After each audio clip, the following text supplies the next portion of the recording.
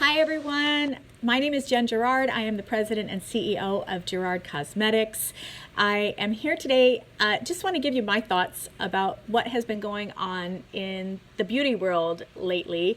I want to start out by saying that I really had no intention of ever making a video like this.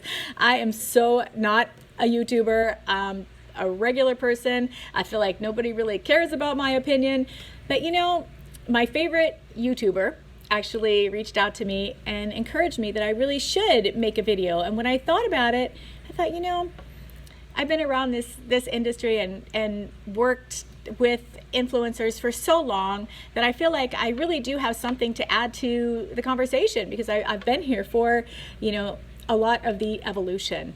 And so I actually started my company back in 2010. I had a mobile teeth whitening service, and I would go to people's homes and offices and whiten their teeth. And I love that. You know, I'm a people person, and it was super fun. But at some point at the end of the first year, I came out with some products and decided to take them online. And we pretty much started working with YouTubers immediately at that point.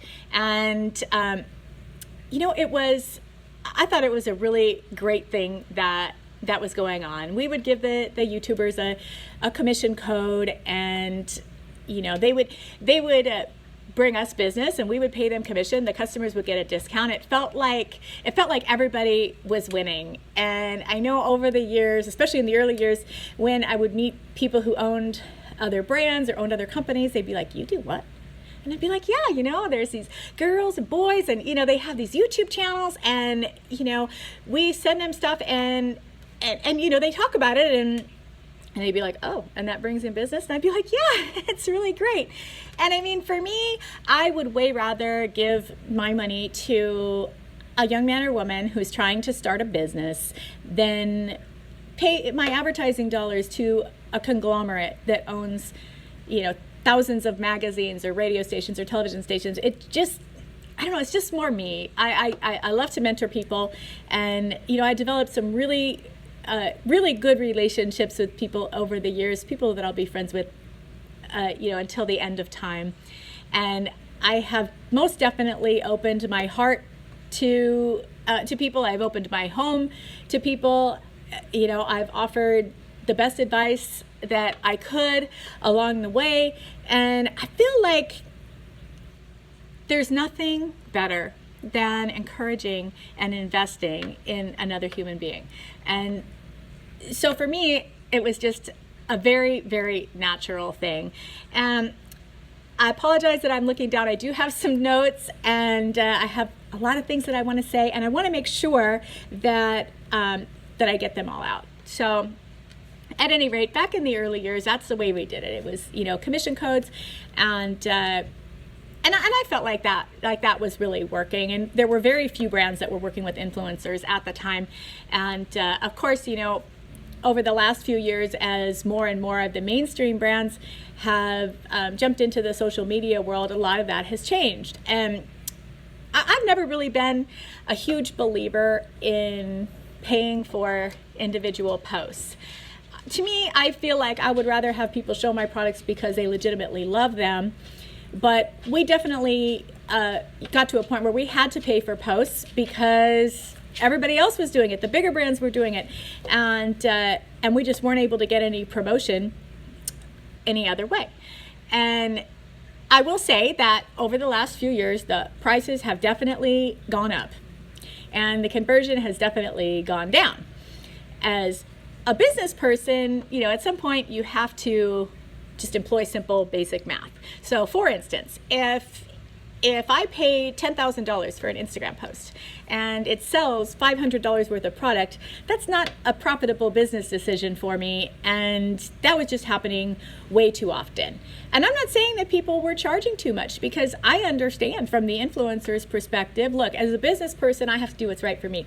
But as an influencer, the influencer has to do what's right for them. And if I can only afford to pay them X, and you know, a mainstream billion-dollar brand can afford to pay them Y, I don't fault them for taking the bigger payday. That's good business. That's being smart. I mean, as an influencer, you can only do so many sponsored posts at a time before your audience gets annoyed. And so, I think that you do have to maximize them. So while it made things difficult for my brand, I don't fault anybody for what they do. And I'm a big believer in, I always say everything in life has a price. And if something is really great, there's going to be something about it that's terrible. That's just the way it is. Like everything has something negative that comes with it. It's a part of life. The idea is to be joyful and try to enjoy the journey, either way. And I mean, for me, I'm not a $1 billion brand. I have to make every advertising decision as something that's profitable or unprofitable. In the old days, it was easy. You give somebody an affiliate code, and if they bring you some business, you cut them in for a share. I was more than happy to do that. That worked out amazingly for me, and I feel like because of social media, social media has leveled the playing field, or at least did in the early years of my company, where a small brand that came out of nowhere. I started my company with $3,000. I worked in my kitchen for the first few years. I feel like social media leveled that playing field to where we could actually compete with mainstream, massive brands, and we could we could innovate and we could make a change in this industry and have everybody thinking a little more and working a little harder. That's what competition does, is it drives people to do more and be more. And I, for one, love that. I think it's amazing, and I love what I do. I love the influencers we work with. I love our customers, and I want to make the point that 99.99% of the influencers we worked with, the brand owners that I know, and our customers are wonderful people, and I sincerely love them.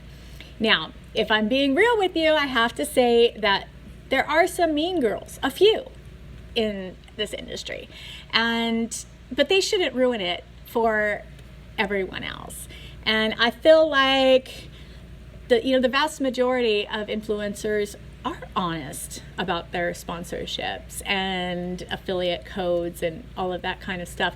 And I don't feel like, I'm just not, look, I can't afford to take a bunch of people on a 5-star vacation or buy them designer jewelry or whatever. And quite honestly, even if I could, I wouldn't do it. It's just not who I am. If I had it like that, which I don't, but if I did, I would donate the money to my church or give it to, some very worthy charity. It just, to me, it's excess, and it just wouldn't feel right to me. So that's just not something that I would do. But it is very difficult to compete in that market. And so the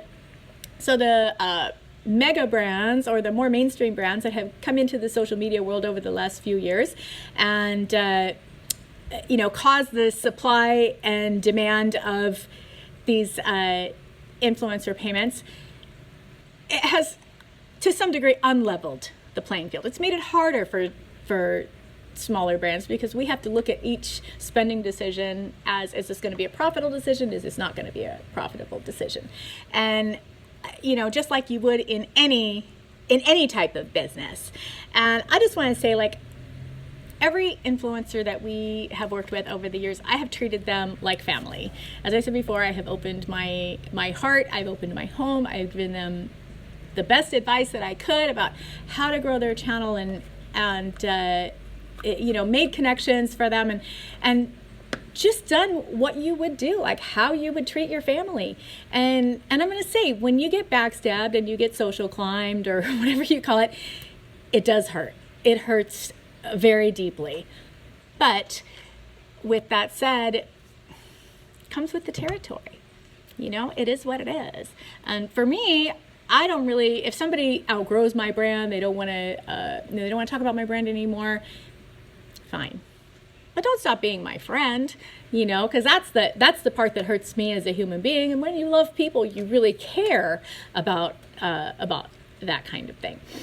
And so, you know, like brand owner or not, we're human beings, and we do have feelings, and that does hurt. But I want to stress that 99.9% of the people that we've worked with are extremely gracious and grateful, and people that I consider my dear friends and family. So that's very important to me. I don't think that, look, backstabbing and, you know, social climbing, is it really something that is unique to the beauty industry? Of course not. You know, I think every single one of us has been used by somebody in our life. Every single one of us has been generous to someone who didn't appreciate it. You know, been backstabbed by a friend. It happens. It's life. You know, is it fun? Absolutely not. But does it make our industry terrible or any different than any other area of life? I don't really think so. And I think, you know, we can't really control what other people do, but we can control how we react to it. And so, you know, for me, I've just felt like nobody would really care what I think or my experiences. I don't know. I just don't see myself like that.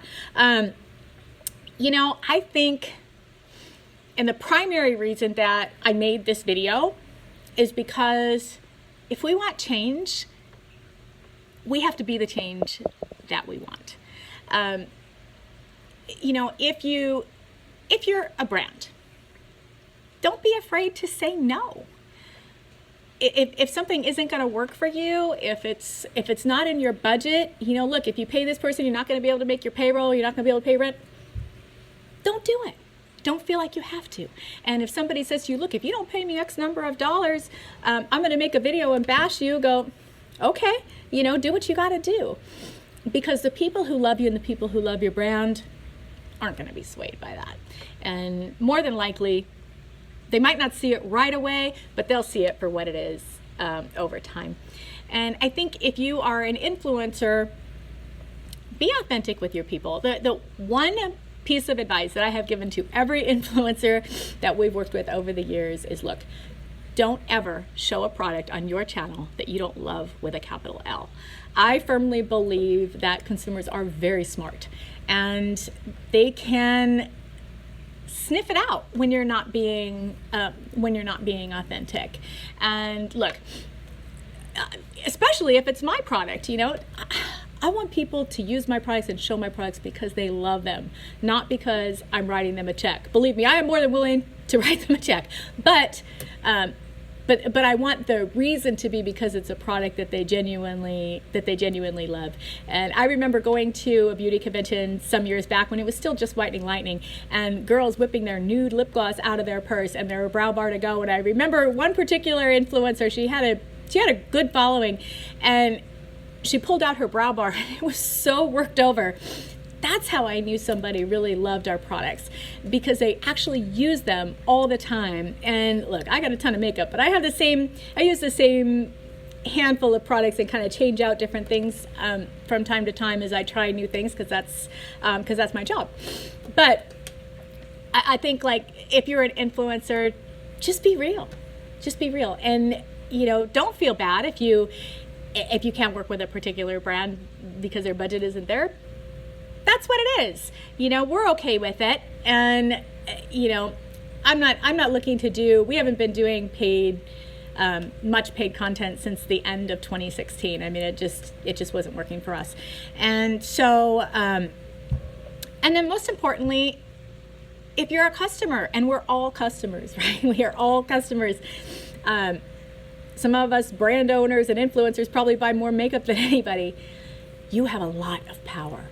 You have the most power. You can make your feelings known by who you subscribe to. You can make your feelings known by what videos you view. If you only subscribe to and view influencers that you feel are real and honest, then you are feeding that behavior. And if you want to feed the behavior, you want to feed the behaviors that you want to see in people. And so, leave a comment. Let the person know that you appreciate them. You can vote with your wallet. Shop at stores and buy from brands that have a good return policy, that answer your email if you have an issue, that that don't overcharge for shipping, or whatever the problem is. You have so much power. And I think, like, you can also vote when you use an affiliate code. Because if you use someone's affiliate code, you are putting a commission in their pocket. And I would want to make sure, if I'm putting a commission in somebody's pocket, that it's somebody that lines up with me morally, spiritually, in some way. But that's an important thing that you can do. And I think most of all, for all of us, we need to exercise some common sense. If something seems too good to be true, then it probably is, right? I mean, very few things in life are perfect, and that goes for products as well. So exercise your common sense. And something very interesting has happened. A few days ago, we posted on our company Twitter account asking for your favorite beauty influencers under 400,000 on YouTube and Instagram. And that post has gotten more than 400 comments as of this morning. There is so much content out there, and there are so many wonderful, talented content creators that do amazing artistry, that have amazing taste, that understand your particular skin type or your particular skin tone. You're not stuck watching people that don't line up with you. Do some research. Find some people that you love. Matter of fact, go to that Twitter post and give me the people you love, and maybe look for some new people to follow. One of the things that I have built my brand on is identifying talent early on when people are starting out, and really helping people develop, helping them grow their channels, mentoring them. And that's something that we are very, very committed to. And I'm hoping that in the comments down below, you will leave me the channels that you love to watch. And I promise you, I will look at every single one. And I want to hear what you think about this, because I think that anytime we want to change, we need to be the change that we want. And so leave a comment down below. If you agree with me, disagree with me, I want to hear it. And those of you who know me, you know that I'll respond. And I just want to thank everybody for taking the time. I'm sorry if I'm a little long-winded. And anyways, I just love you guys, and thank you so much for watching. We can make a change.